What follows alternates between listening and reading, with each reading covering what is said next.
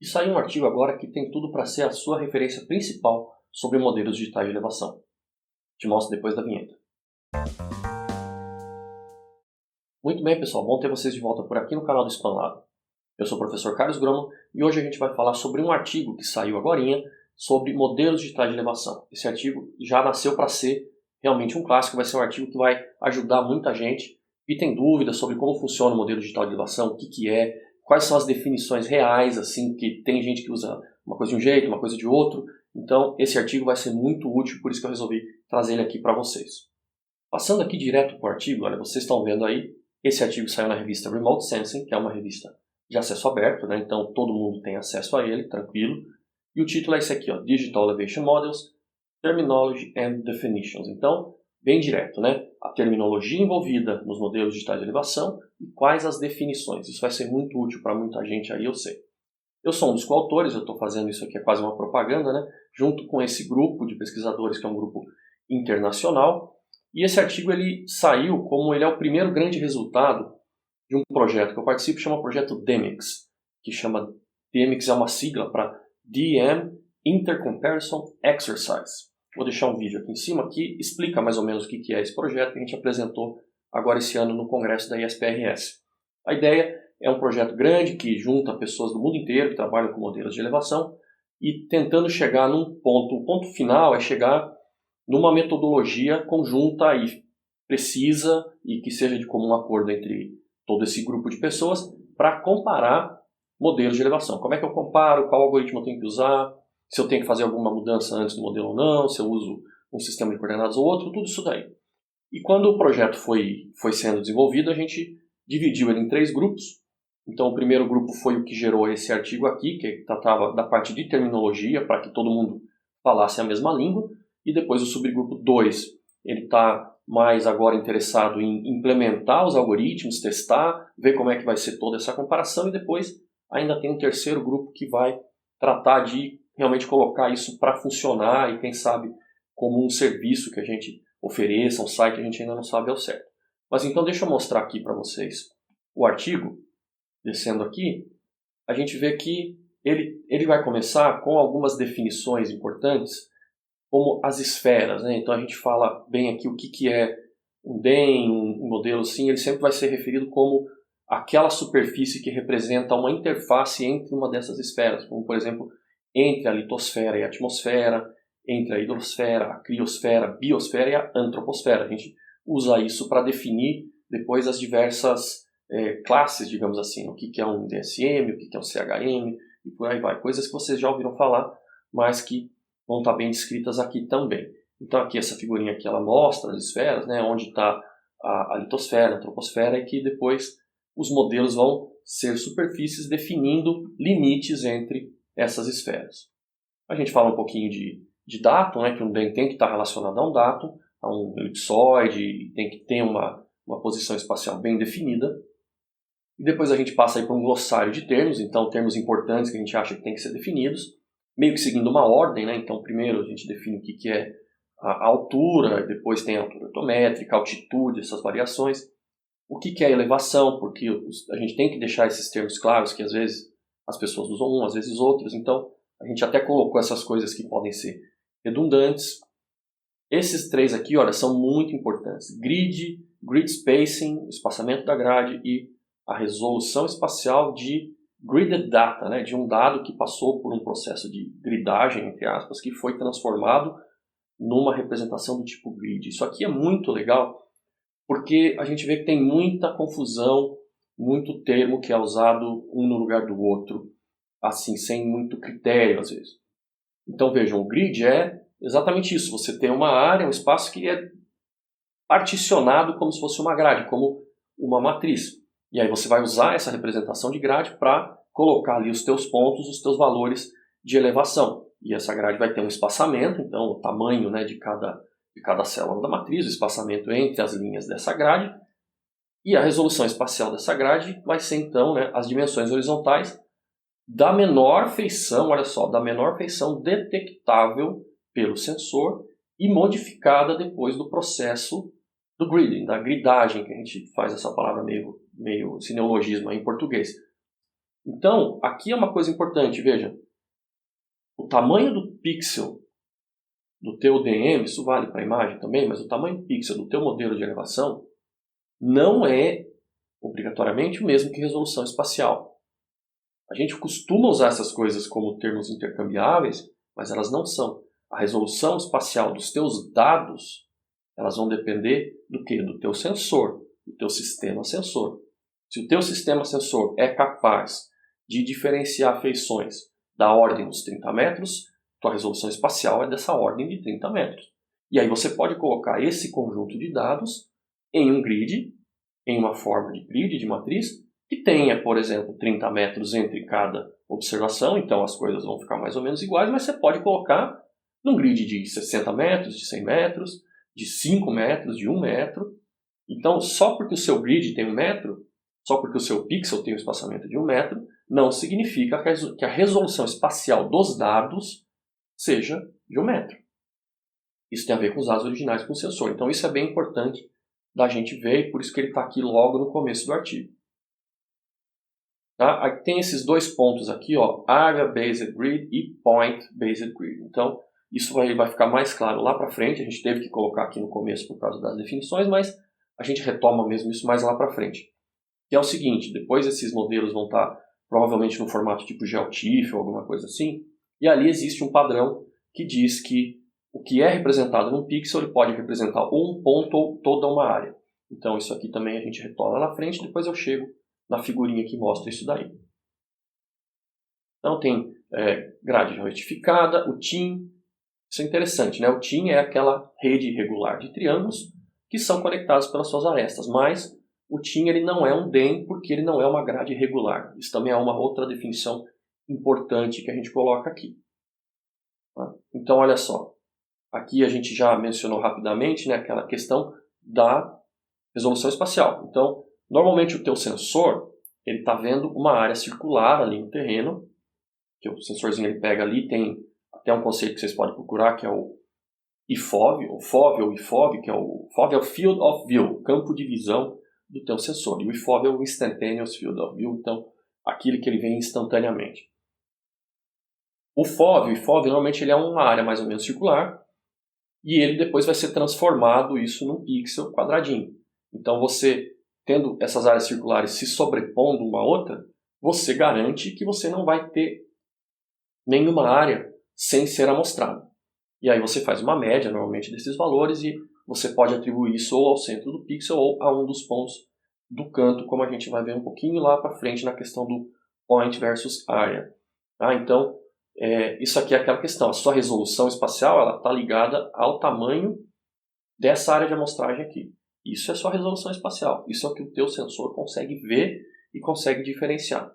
O tamanho do teu pixel aqui pode ser mais ou menos similar à tua resolução espacial ou pode ser bem diferente. Então, lembra que as coisas podem ser um pouquinho diferentes.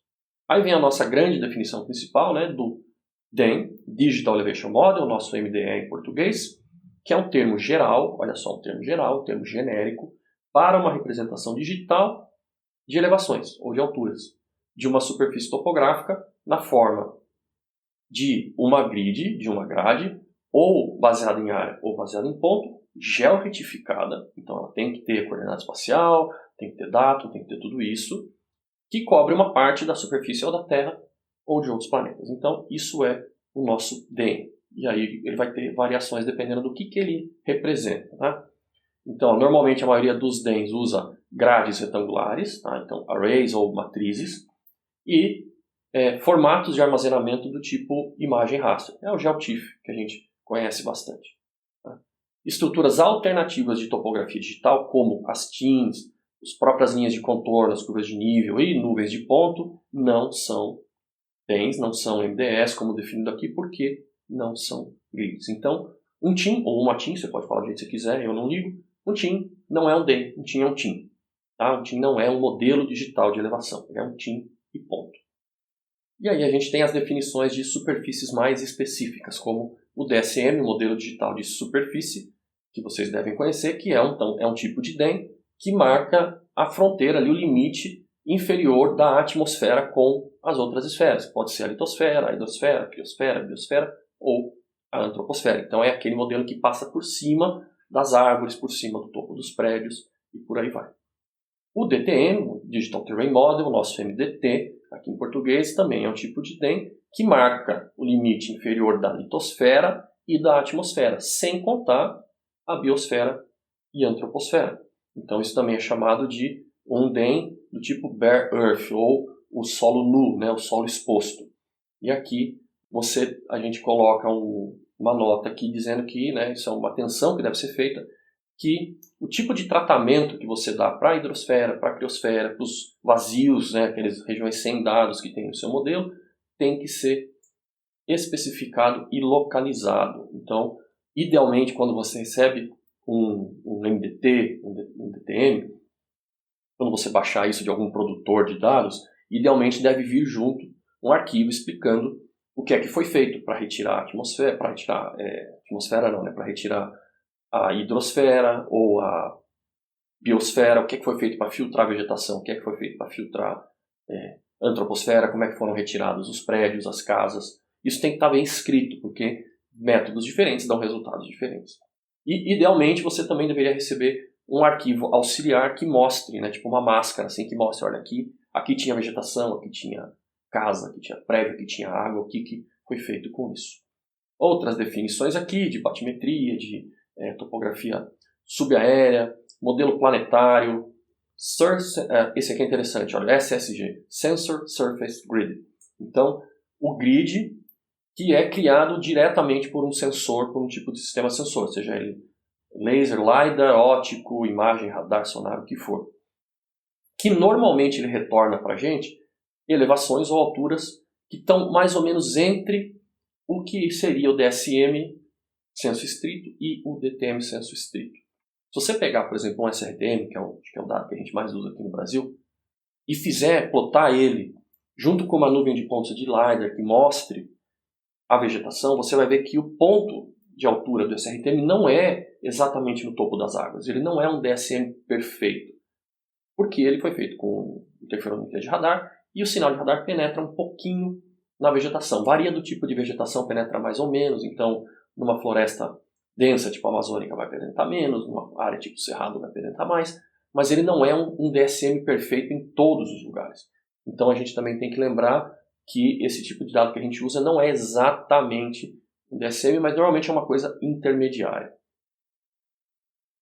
Tá? Tem a superfície não vegetada, onde você tira a vegetação, tira a biosfera, mas deixa os prédios. E isso tem as suas utilidades, né? E ao contrário, tem a superfície não urbanizada, onde você deixa a vegetação e tira os prédios com suas aplicações aí cada uma, né? Aqui a gente faz um gráfico para explicar. Então, o que seria o DTM, o Digital Terrain Model, aqui mostrando o nível da superfície topográfica. Entre as casas, aqui embaixo das casas, embaixo do prédio, ele vai ter que ter algum tipo de interpolação, porque o sensor não deve ter conseguido pegar isso, então está tracejado aqui para dizer, olha, isto aqui teve interpolação. E o modelo de superfície, o DSM, está passando por cima de todo mundo. Vê que em alguns lugares ele encaixa no DTM, onde tem solo exposto o suficiente, né, onde a Terra tem bastante espaço aqui na superfície topográfica. Isso também vai depender da resolução do teu sensor. Tá? Vai passar por cima das árvores e normalmente em áreas de corpo d'água, o DTM e o DSM, eles vão ser iguais. Né? Isso aqui eu estou pensando para corpos d'água tipo represas, lagos, até grandes rios, que normalmente é um tratamento que é feito. E aí você pode ou não ter a batimetria. Muitas vezes você não tem a batimetria, então a solução é botar uma linha reta aqui num valor único e não contar, né? Porque você faz um modelo de elevação por satélite, você não tem como pegar ali a batimetria de um reservatório d'água, por exemplo. Então você teria que ter dados de outras fontes e integrar isso numa coisa só.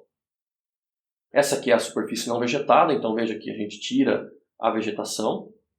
Coisas como linhas de força, assim, as antenas, torres de linhas de força normalmente saem também. E a superfície fica, né, na área urbana, ela continua lá. A gente também tem representações do terreno que não são DEMs. Elas são representações de terreno, estão na forma matricial, tudo mais, mas não são coisas que a gente pode chamar de um DEM ou de um MDE. Tá? Como, por exemplo, o modelo de altura do dossel, que a gente conhece bastante, que é o Canopy Height Model, que é o modelo de altura das árvores.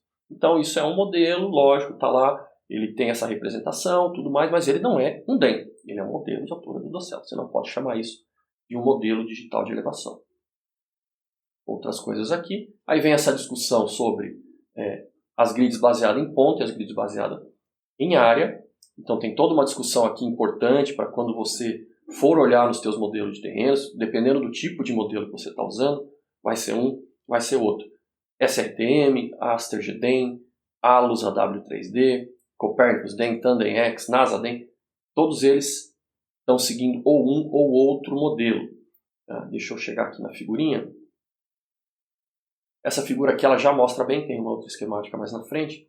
Então isso é uma nuvem de pontos de LiDAR, de laser aéreo, aqui da cidade de São Paulo, fica aqui o campus da USP, então a linha está cortando bem aqui o campus da USP. E vocês veem como é que fica. Cada barrinha horizontal dessa é um pixel, ela representa um pixel de 90 metros, e esse pixel está sendo calculado com a média aritmética dos pontos de laser que caem na área desse pixel. Aqui a gente fez com um pixel de 90 metros, e a gente dá eu fiz um shift, né? Eu dei uma deslocada, só para vocês verem como que o local onde o pixel começa, ele pode influenciar na representação da superfície. O local onde o pixel está, ele pode mudar um pouquinho a representação da superfície. Então a gente deu uma deslocada de 30 e de 60 metros e recalculou.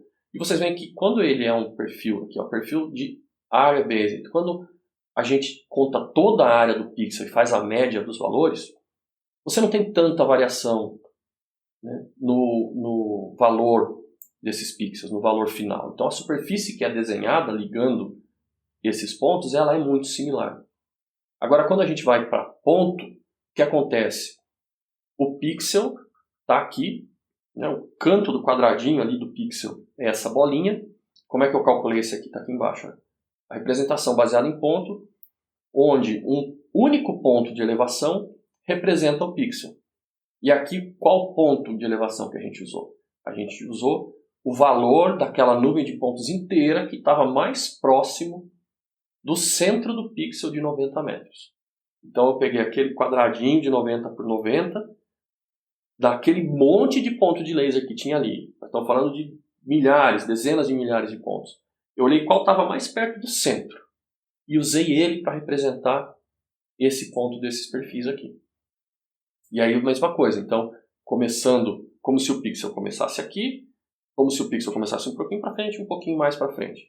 E vocês veem que tem uma variação brutal em alguns locais da superfície. Em outros ela fica mais similar, mas em alguns a posição do pixel muda bastante a representação final. Então, quando a gente tem esses modelos de área ou de ponto, a gente pode ter diferenças bem grandes. Tá? Aqui, mostrando nesse lado aqui da imagem, o padrão do GeoTIFF. O GeoTIFF ele tem toda uma descrição do que ele é, dos padrões, como é que funciona e tudo mais, e ele tem isso muito bem característico. É uma flag ali que diz, quando o seu programa vai ler o GeoTIFF, tem lá um parâmetro dito. O que é esse arquivo que você está lendo aqui? Ele é um raster do tipo, um GeoTIFF do tipo raster pixel is area. Então, o pixel representa uma área ou o pixel representa um ponto. Se for pixel é área, o que acontece? Você tem aqui a grade, então essas bolinhas pequenininhas aqui em branco são os nós, a gente chama isso de nó, node em inglês, dos cantos do grid. Você tem seu grid, tua grade, os nós que representam os cantos ali, que você tem os valores dos cantos dos pixels, e o pixel ele é referenciado ao centro de cada quadradinho desse daí. E o valor representa toda essa área aqui. Quando o pixel é ponto, o que acontece? O valor do pixel, a referência do pixel, ela vai para cima do nó. Ela se sobrepõe ao nó.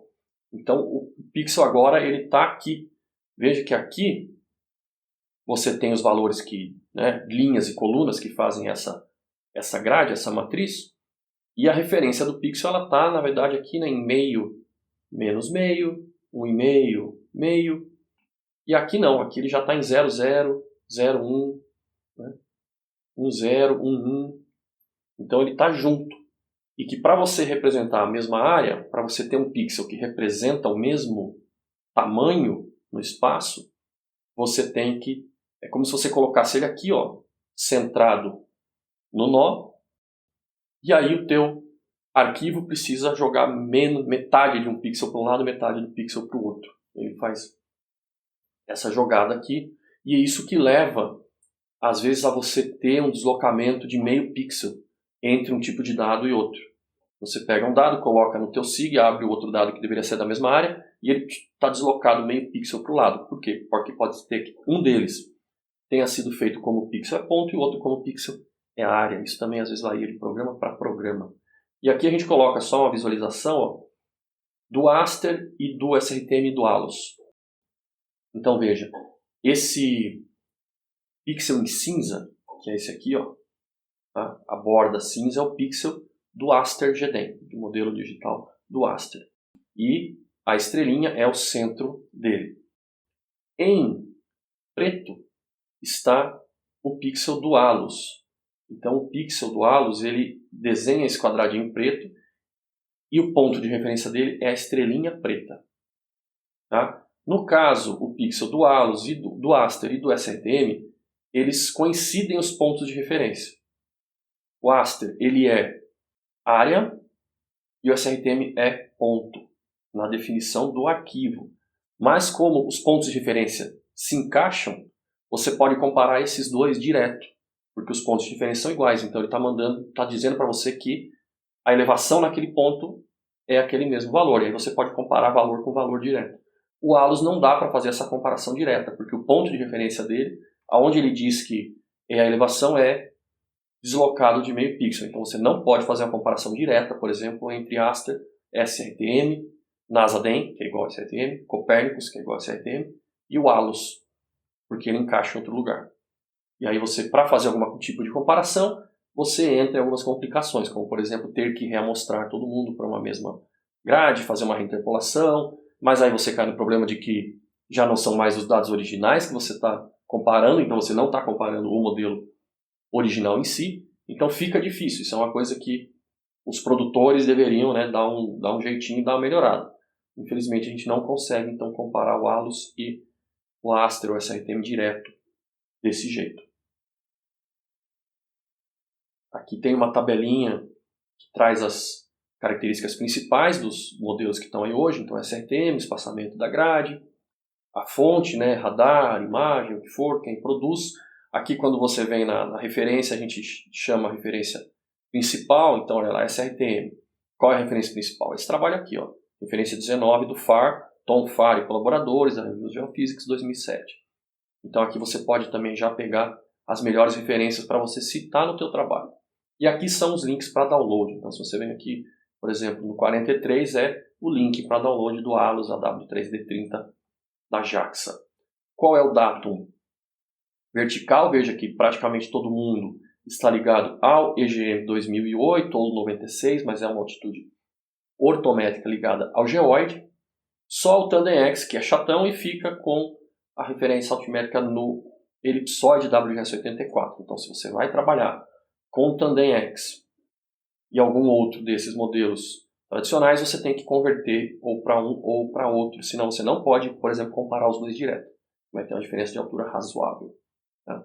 Se ele é um dado tipo inteiro ou decimal, se é pixel por ponto ou como área, né? Qual é o armazenamento. Então, SRTM é ponto, o Aster é área, o ALOS é área, NASA-DEM é ponto, como SRTM, Copernicus é ponto, TandemX é ponto e MERIT é área. Né? O MERIT é o único aqui que ele é alterado, ele é feito para simular um modelo de terreno. Então, ser filtrado ali e tem resolução de 90 metros.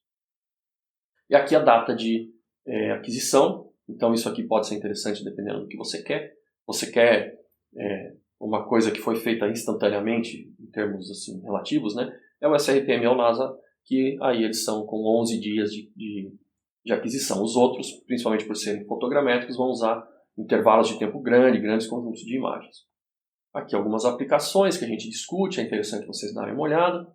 Aqui a questão bem esquematizada, isso aqui não é muito real, mas para ficar também bem claro que é a questão da resolução ou do tamanho da grade, né? Aqui mais pensando em resolução do sensor, o que o sensor veria dependendo da resolução. Se eu tenho uma resolução pequena, eu teria pontos ou pixelzinhos assim espaçados pegando, né, aqui o chão, aqui as árvores, aqui até a linha da linha de força, teto das casas, teto do topo dos prédios, tudo muito bem definidinho. À medida que eu aumento o tamanho do meu pixel, né, do meu grid spacing, diminuo a minha resolução espacial, a gente vai vendo coisas diferentes, né? Aqui eu tentei simular a média mais ou menos da altura dessas coisas. Então, dependendo do teu espaçamento de grade, dependendo do teu pixel, você não vai ver mais o topo dos prédios, você vai começar a ver grandes coisas assim e tá.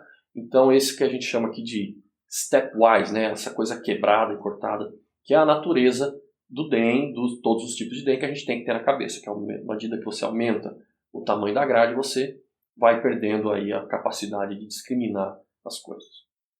Aqui, para mostrar aquela questão do halus, não fica tão bem marcado, porque a gente não pôs as linhas verticais, que não poluía a figura, mas aqui em cima você tem o Aster, o Copernicus, então o modelo novo da Agência Espacial Europeia, na verdade não é da Agência Espacial Europeia, é da União Europeia, o NASA DEM, o SRTM, junto de uma nuvem de pontos de LiDAR, que, se não me engano, é na Eslovênia, olha só. Então, aqui o SRTM está onde? Está em verdinho, os pontos estão passando, vê que ele não passa exatamente em cima como um DSM perfeito, e ele não passa exatamente como um DTM perfeito também. O NASA-DEM já tem uma filtragem a mais aqui, então ele passa por outro lado, e o Aster e o Copernicus também estão aqui em cima mais ou menos. Isso é claro, mas por que ele não está no topo daqui da nuvem de pontos? Porque é uma área, né? Uma área, digamos aí, de 30 por 30, e dentro dessa área você tem um monte de pontos, e se você está fazendo a média, então você tem vários pontos no chão, vários pontos lá em cima, e você fica com a média aí no meio. E aqui está o halus está passando aqui por baixo de tudo, e a questão aqui é que se vocês olharem com calma, vocês vão ver que o ponto do halus ele não está encaixado com os pontos aqui do Aster, da SRTM, do Copernicus e do NASA. Eles estão levemente deslocados, aquela história lá igual da figurinha lá de cima.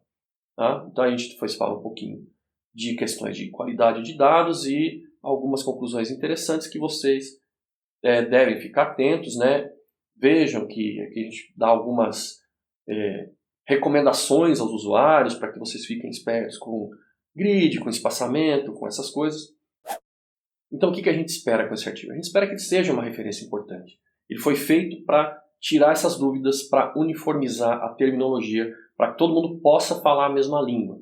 Então, se você vai usar modelo de elevação, modelo de terreno na sua tese, no seu trabalho, no seu artigo, esse é um artigo que você pode usar, você pode definir baseado nele. Então, olha, eu usei modelo de elevação, modelo de terreno significa isso, modelo de superfície significa isso, e eu estou gerando esse outro tipo de dado. E aí você pode usar isso aqui como uma referência, pode citar ele, porque as definições estão aí. Até hoje, a gente não conhecia um artigo que trouxesse todas essas definições e essa discussão numa coisa só, num trabalho só. Existe, por exemplo, um livro que é o Guia do Usuário do DEM, DM User's Manual, do Malm, mas ele é um livro, ele é difícil de achar, nem os alternativos pela internet aí a gente acha, ele é muito difícil, então ninguém tem acesso, aí não adianta muito, né? Como é que a gente vai citar assim facilmente um trabalho que a gente não consegue nem acessar? Então, essa também foi uma das ideias, trazer um artigo que seja acessível, está em acesso aberto, todo mundo pode acessar e pode ler. Eu vou deixar, lógico, o link aí embaixo na descrição, então vai lá, dá uma lida nesse artigo que vale a pena para você. A todos vocês, como sempre, muito obrigado pela audiência, é muito bom ter vocês por aqui. Sigam a gente também nas outras redes sociais, vira e mexe tem alguma coisa nova por lá. Aproveite e olha, falando que já que a gente está falando em modelos digitais de elevação, tem quem for nos meus perfis ali, nos meus particulares, né, no do SpanLab também, vai ver que tem um outro perfil aparecendo por lá, que é o da Geomorphometry, que é a International Society for Geomorphometry, que é uma sociedade científica que a gente já tem há alguns anos, mas que agora a gente está começando a estruturar de uma forma mais formal. Então agora tem uma série de regras, tipo um estatuto, uma coisa assim, e a gente vai começar a ter mais ação nas redes sociais para trazer mais gente para esse mundo dos modelos de terreno. Então dá uma olhada lá, vou deixar aqui também embaixo o link para o Twitter e para o Instagram da nossa sociedade, o geomorphology.org, tem nosso site, tem um monte de coisa. E espero que vocês gostem desse conteúdo e, se tiverem interesse, podem começar a seguir a gente. A sociedade ela é aberta, não tem taxa para se afiliar, nada, só dizer que quer, e a gente vai muito em breve colocar um formulário disponível para quem quiser se afiliar. Quando esse formulário estiver pronto, eu coloco ele aqui no vídeo também. Então é isso, pessoal. Espero que vocês tenham gostado do vídeo. Espero que tenha sido útil, que vocês tenham aprendido alguma coisa. Aproveita e segue a gente também nas outras redes sociais lá, vou deixar aqui embaixo, como sempre, né? Do canal aqui no YouTube, no Instagram. E a todos vocês, um grande abraço e até o próximo vídeo.